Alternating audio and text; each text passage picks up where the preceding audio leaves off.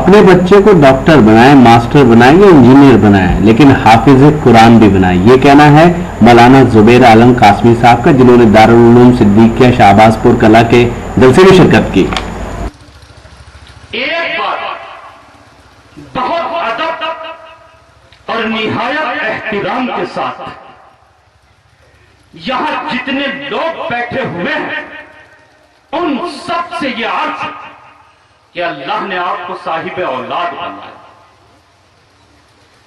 اولاد ہے، کسی کے کم ہے، کسی کے زیادہ، کسی کے 2 ہیں، کسی کے 9، کسی کے درجن، کسی کے کم، کسی کے اس سے بھی کیا. بتانے کے لیے کسی ایک حد پر تو رکنا پڑے گا. عبداللہ بھائی غلط کہہ رہے ہیں، ہم کسی ایک حد پر نہیں رکنا پڑے گا، کسی ایک حد پر رکنا پڑے گا. چلیے ایک حد لگا لیتے ہیں کہ اگر اللہ نے کسی کو اولاد عطا فرمائی 4، مت کہنا مولوی صاحب نے 4 والوں کو کہا، نہیں سب کو کہا، تو ایک حد پر رکیں گے، کیونکہ ایک جگہ تو رکیں گے. میرے مولا نے اولاد عطا فرمائی ہے 4. مثال کے طور پر آپ نے اپنی اولاد کو پڑھایا، بنایا، اور ماں باپ چاہتے ہیں بنائے. ایک بچے کو آپ نے پڑھ لکھ کر ڈاکٹر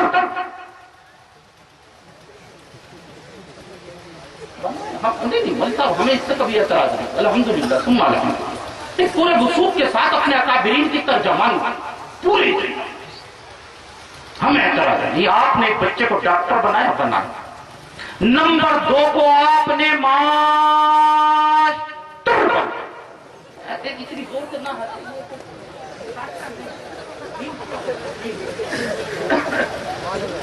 وہ بھی بنا، وہ بھی بنا، وہ بھی ضرور اعتراض نہیں. تیسرے نمبر پر آپ نے اپنے بچے کو تاجر بنایا. شہباز پور کے رہنے والوں، یہ فقیر یہ کہنے کے لیے آیا کہ ایک بچے کو ڈاکٹر بنائے، دوسرے بچے کو ماسٹر بنائے، تیسرے بچے کو تاجر بنائے. ہم تو آپ سے یہ درخواست کرنے کے لیے آئے کہ آج عزم کر کے اس محفل کے اندر اٹھے کہ اپنی اولاد میں سے ایک بچے کو حافظ قرآن ضرور بنائیں انشاءاللہ. ارے کہیں انشاءاللہ. آسان فرما دے. تیار مجمع، تیار مجمع، ذرا ہاتھ تو اٹھائے. کون کون تیار؟ ایک ہاتھ سے شہباز پور والے تیار ہوتے، دونوں ہاتھ سے نہیں. ماشاءاللہ. اے اللہ آسان فرما دے. ارادہ ہم نے کر لیا، میرے مولا تو اس کو تکمیل تک پہنچا دے. ایک بچے کو حافظ قرآن ضرور بنائے، ایک بچے کو حافظ قرآن ضرور بنائے.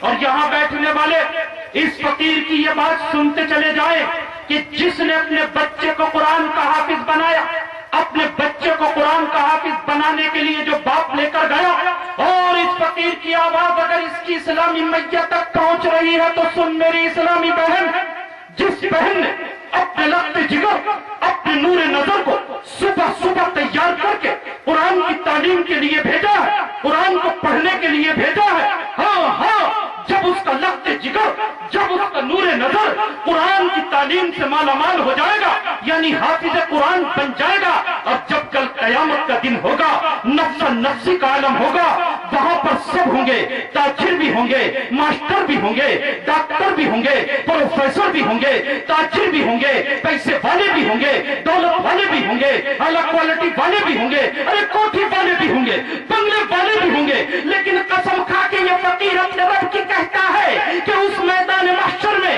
اس حافظ قرآن کے باپ کو اور اس کی میاں کو بلایا جائے گا، اور میرے رب کی طرف سے ان کے سر کے اوپر جو تاج پہنایا جائے گا. پوری پوشاک کی بات نہیں،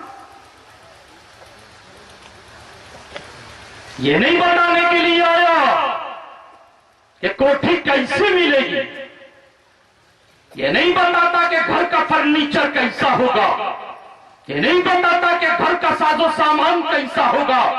ارے یہ بحث نہیں کرتا کہ جنت کے اندر کیا مقام ملے گا، یہ نہیں بتاتا کہ رب کے یہاں کیا احترام ملے گا.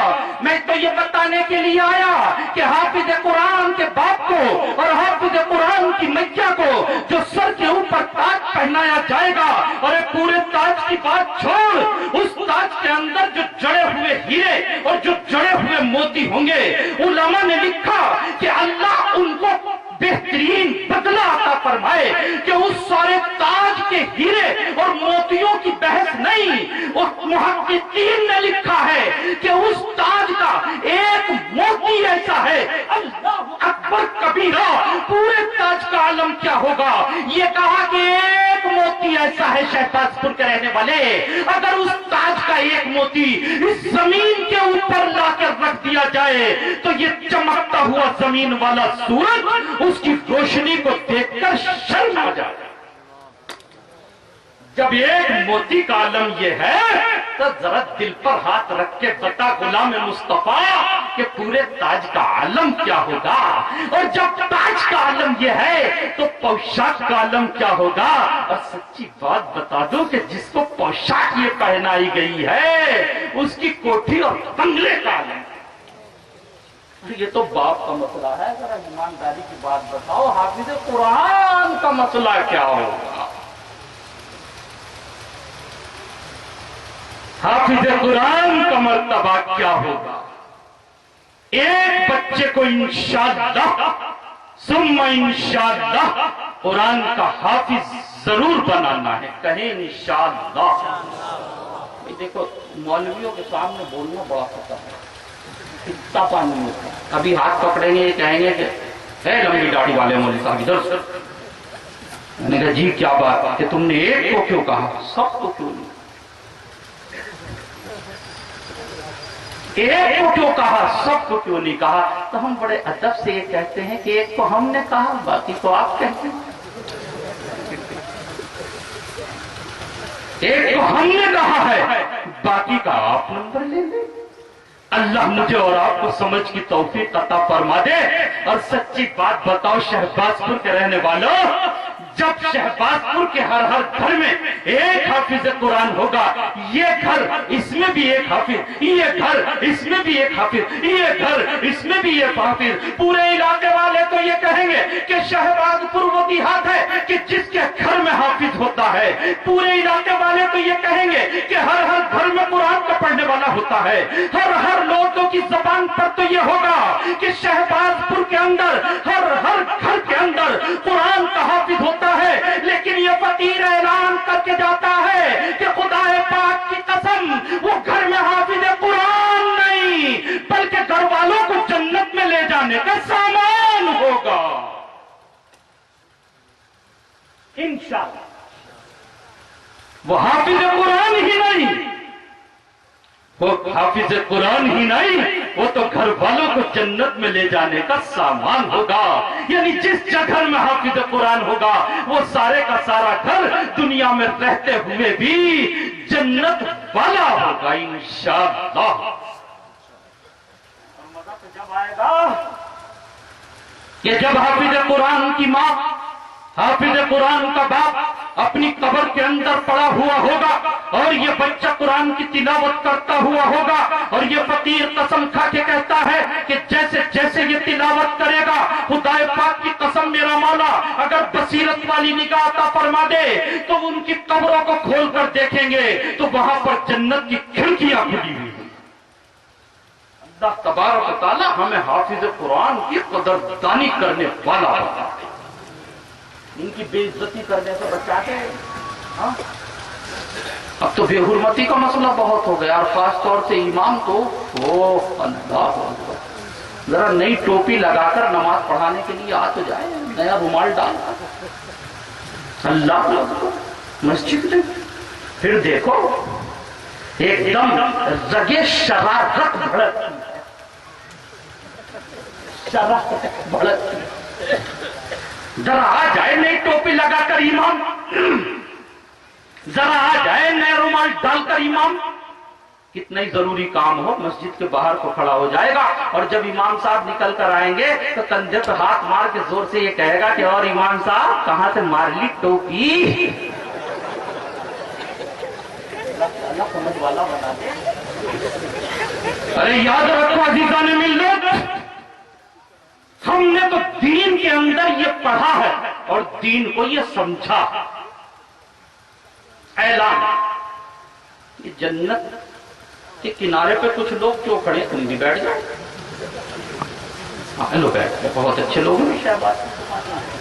اے اللہ، تو ان سارے شہباز پور کے لوگوں کو بغیر حساب و کتاب کے جنت کے بالا خانوں میں داخل ہونے والا بنا یا رب العالمین.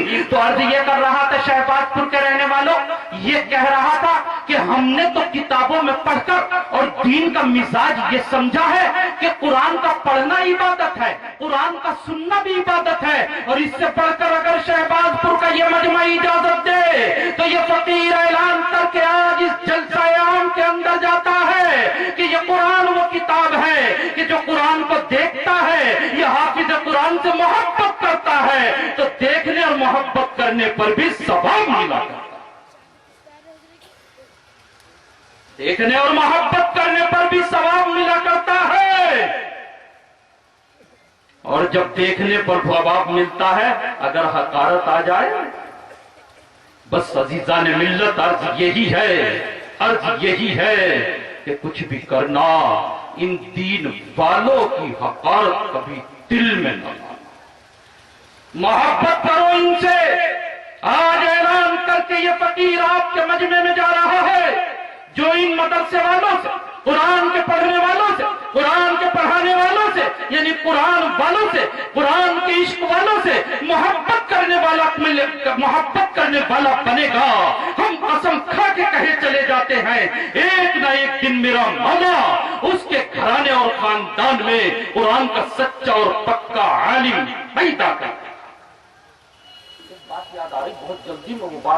یہ سالانہ جلسہ سیرت النبی اور دستار بندی کا پروگرام ہندوستان کے صوبے اتر پردیش کے ڈسٹرکٹ سنبھل کے ولیج شہباز پور کلا میں ہوا. اس پروگرام کے آرگنائز کرنے میں دارالعلوم صدیقیہ کے ناظم جناب محمد عمران صاحب کا اہم رول رہا. دارالعلوم صدیقیہ اس گاؤں میں اکلوتا دینی ادارہ ہے جو اس گاؤں میں بچوں کو دینی تعلیم کے ساتھ دنیاوی تعلیم بھی دے کر علم کی شمع روشن کر رہا ہے. اگر آپ دینی جلسوں یا مشاعرے اور دیکھنا چاہتے ہیں تو ہماری web site www.rockytalkmedia.com log in کر سکتے ہیں.